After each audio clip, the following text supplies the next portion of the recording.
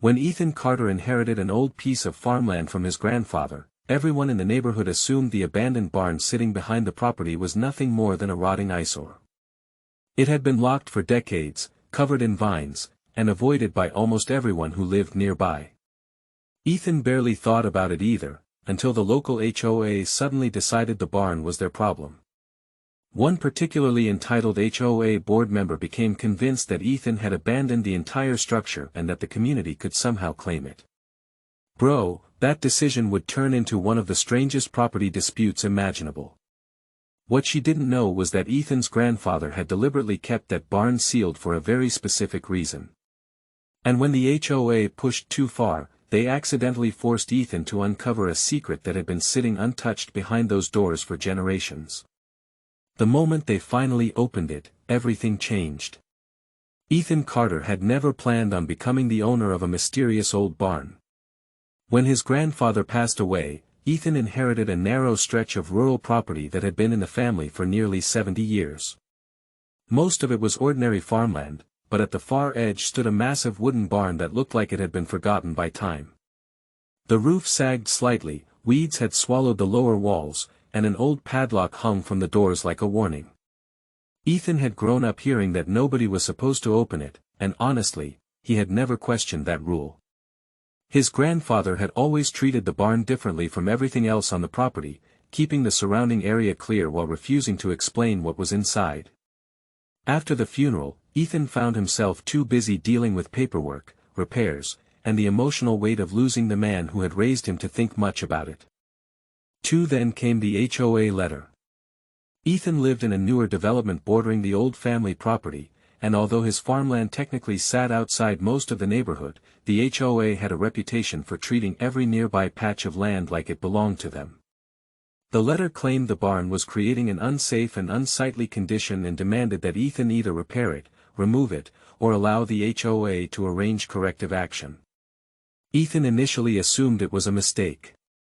He contacted the board, explained that the property was privately owned, and figured the issue would disappear. Instead, one board member named Patricia Holloway became personally obsessed with the barn. She had apparently decided that Ethan had abandoned the structure and that its condition gave the HOA grounds to intervene. That alone was ridiculous, but what happened next was even stranger. Patricia began documenting the barn from the road, taking photographs and measuring the distance from the nearest neighborhood lots. Ethan noticed her several times standing near the property line with a clipboard, staring at the locked doors. She even started circulating the idea that the barn might contain hazardous materials. That accusation brought inspectors, warning notices, and a mountain of paperwork Ethan had never expected to deal with. The more Ethan pushed back, the more Patricia insisted that she was protecting the community. Bro, this was the kind of situation where you could almost hear the entitlement growing with every letter. Eventually, Patricia made her biggest move. During an HOA meeting, she presented a proposal claiming that the barn should be treated as an abandoned structure and that the community should pursue legal action to gain control of the property around it. Ethan was stunned when he learned about it. His grandfather had owned that land outright, and Ethan had the deed proving it. But Patricia seemed convinced that the barn was worthless and that Ethan would eventually give up. What she didn't understand was that Ethan's grandfather had left behind more than a deed. While going through an old filing cabinet, Ethan discovered a handwritten note tucked inside an envelope bearing the barn's address. The note contained only a few sentences, but one line stopped him cold: "If anyone ever tries to take the barn, open it before they do." For the first time in decades, Ethan began wondering what his grandfather had been protecting all along. And after Patricia's latest threat, he finally decided it was time to find out. Ethan spent the entire next morning trying to understand his grandfather's warning. The note had no explanation, no key, and no details about what waited behind the barn doors. Just one strange instruction that made less sense the longer Ethan stared at it. Still, the HOA wasn't giving him time to think. Patricia had escalated the situation by sending another notice claiming that Ethan was failing to address a supposed safety hazard. This time, the letter included a deadline and a threat of additional legal action. Ethan knew the HOA had no legitimate ownership claim over his land, but Patricia seemed determined to create enough pressure that he would eventually surrender. That afternoon, Ethan walked toward the barn for the first time since inheriting the property. Up close, it looked even older than he remembered. The boards were weathered, the windows were coated in grime, and several layers of paint had peeled away from the doors. Yet something immediately caught his attention. The padlock wasn't the original one. It had been replaced recently. Ethan checked the old lock he had found in his grandfather's workshop and compared it with the one hanging on the barn. They were completely different. That meant someone had accessed the barn after his grandfather had died. Bro, that discovery changed everything. For Ethan searched the surrounding ground and noticed fresh tire tracks leading toward a secondary entrance hidden behind overgrown bushes. He followed them and found something even more unsettling, a small metal box wedged beneath the floorboards near the doorway. Inside was a collection of old documents, photographs, and property records dating back decades. One document showed the original boundaries of the land before the neighborhood had ever existed. Another contained signatures from several developers. And one photograph showed Ethan's grandfather standing beside a group of people outside the barn. On the back, someone had written a date and a single sentence: they were warned not to build here. Ethan suddenly realized the HOA dispute might have nothing to do with an abandoned barn. Patricia wasn't trying to take a worthless structure. She might have been trying to erase what was inside it. And now Ethan had only one question left: what exactly had his grandfather known? Ethan spent the entire night going through the documents he had found beneath the barn floor, and the deeper he went, the more disturbing the story became. The neighborhood surrounding his property had been built only 12 years earlier, but the original development plans were much older. According to the records, the entire area had once been part of his grandfather's farmland. Years before the first house was constructed, a developer had approached Ethan's grandfather about purchasing a large section of the property. He had refused. The developer came back with a second offer, then a third, and eventually a legal proposal that would have allowed construction near the old barn. His grandfather rejected every one of them. The reason was buried in a series of engineering reports. Beneath the land was an old underground drainage system connected to a natural spring that ran beneath the property. The barn itself had been constructed directly over one of the access points. More importantly, the reports showed that disturbing the ground around the barn could redirect water toward the neighboring development. Ethan stared at those documents for hours, realizing why his grandfather had always treated that building like a locked vault. He hadn't been hiding something valuable inside it. He had been protecting something underneath it. Then Ethan found the document that changed everything. It was an agreement signed years before construction began. The developer had acknowledged that the drainage system existed and had agreed to preserve the land around the barn as a protected access area. The agreement also contained a clause stating that no neighboring association could claim ownership, maintenance authority, or development rights over the structure or the surrounding property. Ethan almost laughed when he realized what Patricia had been trying to do. The HOA wasn't just asking him to repair an ugly barn. They were attempting to gain control over the exact piece of land their own development agreement specifically protected.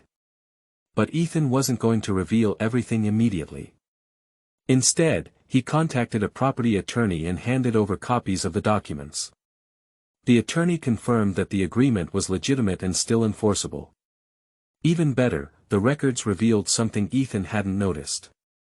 The HOA's original developer had been legally notified about the protected drainage area before the first house was sold. That meant the neighborhood board couldn't claim ignorance. Ethan decided to let Patricia make one final mistake. At the next HOA meeting, Patricia arrived with photographs of the barn, copies of her complaints, and a proposal demanding that Ethan either surrender access to the property or pay for immediate removal of the structure. She appeared completely confident. She had apparently expected Ethan to walk into the meeting angry and unprepared. Instead, Ethan arrived carrying a folder. He placed the original property agreement on the table, followed by the engineering reports, the old development plans, and photographs showing the drainage system. Then he produced the legal correspondence proving that the developer had known about everything before the neighborhood was constructed. The room went silent. Patricia's confidence disappeared almost instantly. Ethan's attorney explained that the HOA had no authority to seize the barn, enter the property, or force Ethan to remove it. More importantly, any unauthorized excavation near the drainage system could create serious liability for the association and potentially damage neighboring properties. That was when the meeting completely changed direction. Several homeowners who had previously supported Patricia began asking questions. They wanted to know why the HOA had been pushing so aggressively to obtain access to Ethan's land. They wanted to know why nobody had been told about the drainage system. And most importantly, they wanted to know why Patricia had repeatedly described the barn as abandoned when the property records clearly showed that Ethan owned it. Patricia tried to defend herself, but the documents were already speaking louder than she could. Then Ethan revealed one final piece of evidence. The recent lock. He had obtained security footage from a nearby property showing Patricia and another board member entering the edge of his land weeks earlier. They hadn't entered the barn, but they had inspected the doors and measured the surrounding area without Ethan's permission. That was the moment Ethan stopped treating the situation like a simple HOA dispute. He filed a formal trespass complaint and sent the entire evidence package to the county authorities. He also notified the homeowners that the HOA had been attempting to interfere with protected private property. Within weeks, the board was forced into an independent review. Patricia resigned before the investigation was completed, and several homeowners demanded new leadership. But the biggest twist came afterward.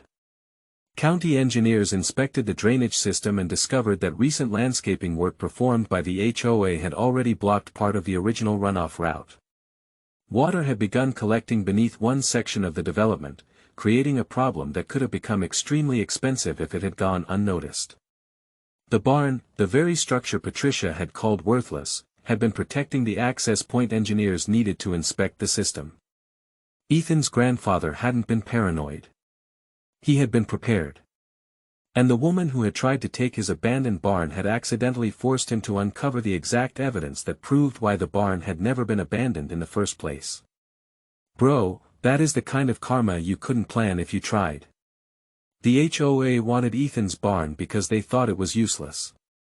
Instead, their obsession exposed their own mistake, their lack of authority, and a decades-old agreement that completely destroyed their claim. And Ethan wasn't finished yet. After Patricia resigned, Ethan assumed the whole nightmare would finally be over. Honestly, anyone would have. The HOA had backed down, the legal documents had exposed their lack of authority, and county engineers had confirmed that the old drainage system beneath the property was real.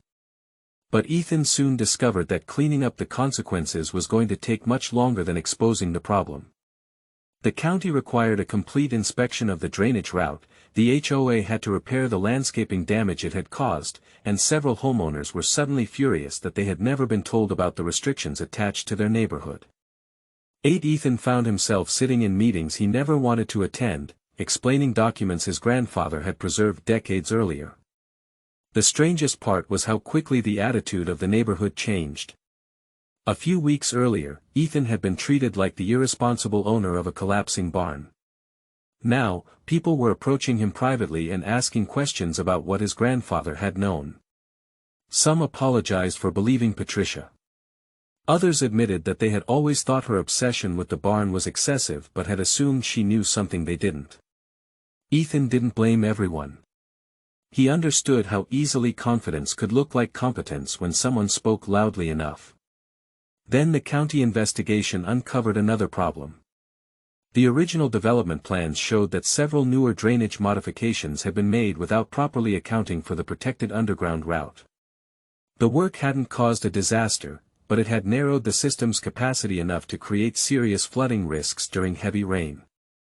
The barn's location had made it impossible for workers to access one critical inspection point without crossing Ethan's property. Suddenly, the structure everyone had wanted removed became one of the most important access points in the entire area. Ethan's attorney helped him negotiate a formal access agreement with the county. Ethan kept ownership of the land, while authorized engineers could access the drainage point when necessary. The agreement also permanently documented the protected area, making it much harder for anyone in the future to pretend the restrictions didn't exist. And then Ethan finally did something he had been putting off since the beginning. He opened the barn. The original doors groaned as he removed the old hardware, and dust filled the air when the first panel moved. Inside wasn't treasure, a secret weapon, or anything remotely dramatic in the way Ethan had imagined during those sleepless nights. Instead, there were shelves of old tools, farming equipment, boxes of documents, and several large wooden crates.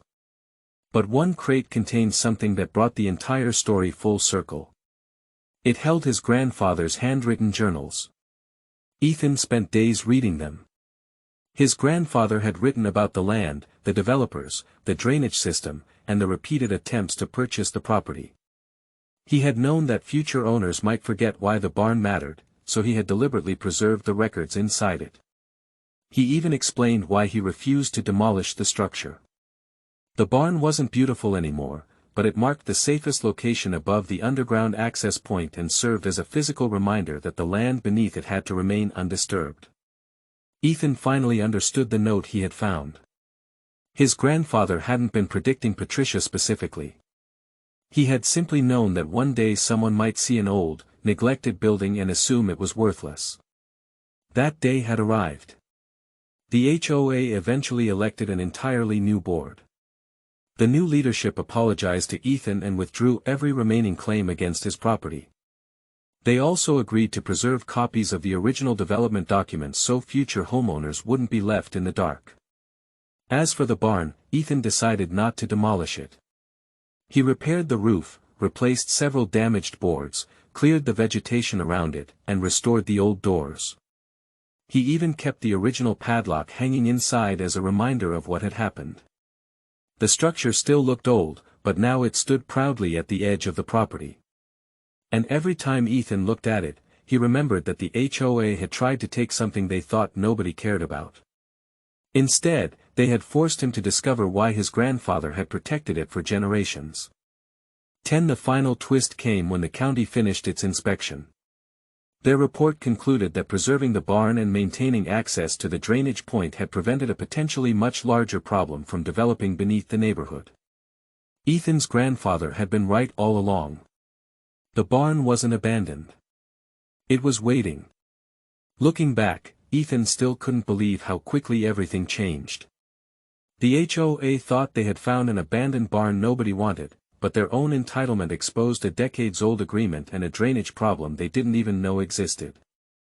Bro, that is some serious karma. Ethan never had to fight them with threats or dirty tricks, he simply uncovered the truth and let the evidence speak for itself. And honestly, that's exactly how people act in real life when they think nobody will challenge them. If this story surprised you, hit like, subscribe, and turn on notifications for more unbelievable HOA stories, wild comebacks, and satisfying karma. And remember, sometimes the thing everyone ignores is exactly what matters most.